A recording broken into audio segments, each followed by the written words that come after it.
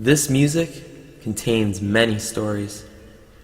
These stories have been told before, through many forms, by many peoples, stretching back far throughout history.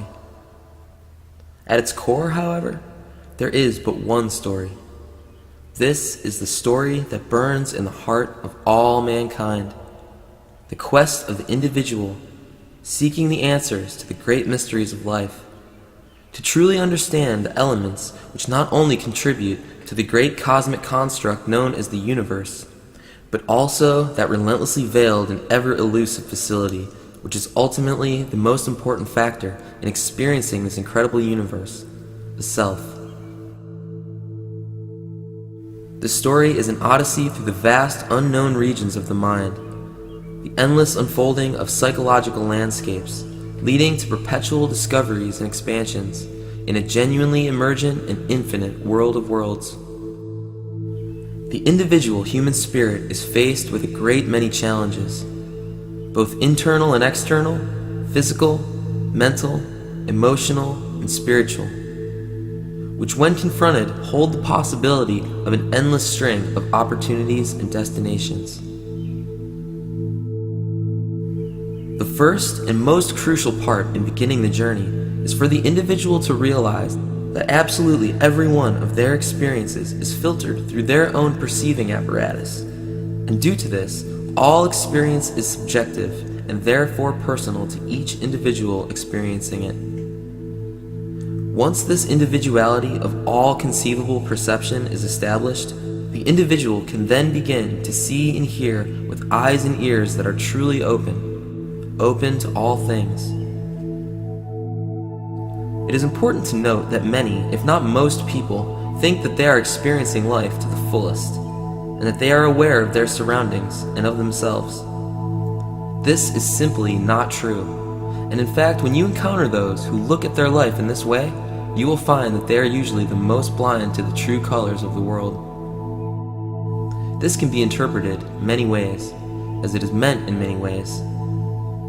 This can refer to the way man views his community, his friends and peers, his attitudes towards systems and institutions, the value he places on certain things, or the utter indifference he pays others. It also refers to the way man views himself, his thoughts and attitudes, and his character and conduct. It stretches from the largest arcs of global human concerns down to the smallest microcosm of one's relationships with their families, loved ones, and themselves. This is primarily because man does not realize, in the cases that we are speaking of, that each of his actions is unconsciously and sometimes consciously guided by all of his past experiences, computing like a vast string of cosmic integers, the sum total of which equates to who that individual is at that given moment. Furthermore, man does not realize that many of his thoughts, feelings, attitudes, and actions do not come from within, but are passed on from external sources, which, through various degrees of misinterpretation, distort the true meanings of those ideas and concepts they encounter. This taps into slightly different subject matter, relating to the fact that there are many forces in our world that are designed for the sole purpose of shaping and controlling man's perception, opinion, and experience of the world and of life itself. For now, let's just take into account the fact that each moment and all its influences helps to create our perception of the next. This is where we get all our concepts like good and evil, friend and foe, God and the devil, levels of intelligence, and all others alike. There is nothing that escapes the filter of our own consciousness, and therefore all that we experience bears our mark. These are the subtexts that truly constitute the divisions within even a single language. Two men sit and talk to each other in English, of something basic and seemingly objective, but both are speaking a different language entirely, each containing all the feelings and connotations associated with every word and idea spoken. Everyone is on a different point of their own journey, and everything corresponds to different ideas and interpretations by every different person. This goes for almost everything that has ever happened or ever could happen, and causes countless unnoticed misunderstandings, which continue to permeate all relationships in the further estrangement of man from his natural environment and from himself. I'm certainly not claiming these ideas as my own. I'm synthesizing many great writers and thinkers that have inspired me throughout my life and have led me to this point in my life, the point where I can begin the journey. The story encounters many elements and characters, each with its own number of sides. Like many other tales, a full account of all the events contained in it would exhaust the pen, the English language, and surely your patience and enthusiasm.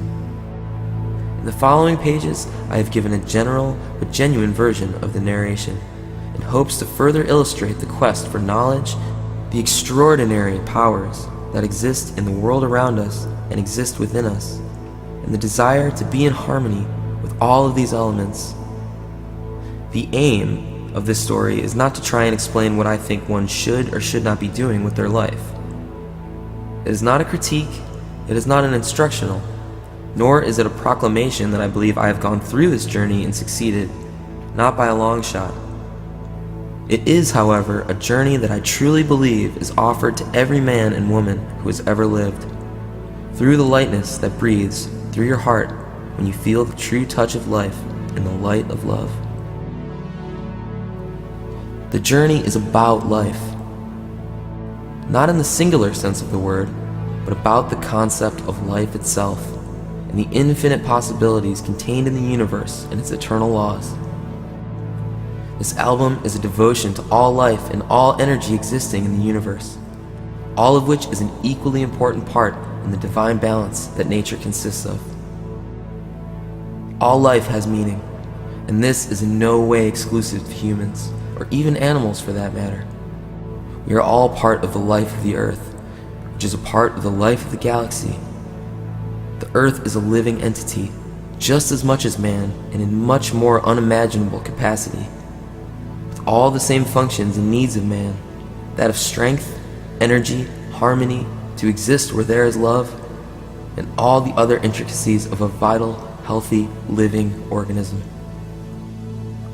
If I could ask anything of the listener, it would be to remember that you are the most important part of your world, and we are the most important factor in keeping our Earth strong.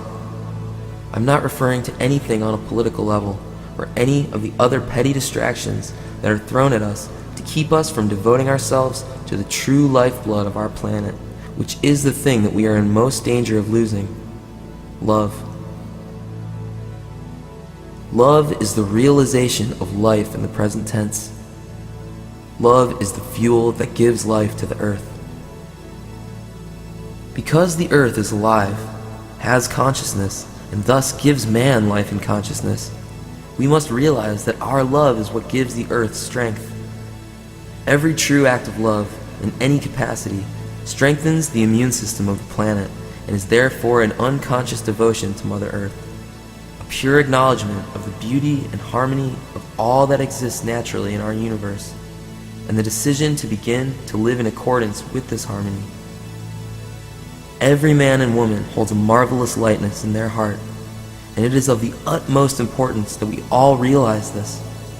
There is so much pain and sadness in the human condition, which may never be fully healed, but the truth is that you are truly the master of your own destiny, your own palace, the creator of your own world.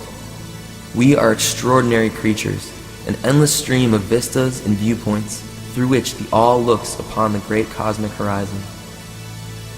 The most magical and miraculous actuality underlying everything else is the fact that we are here and now.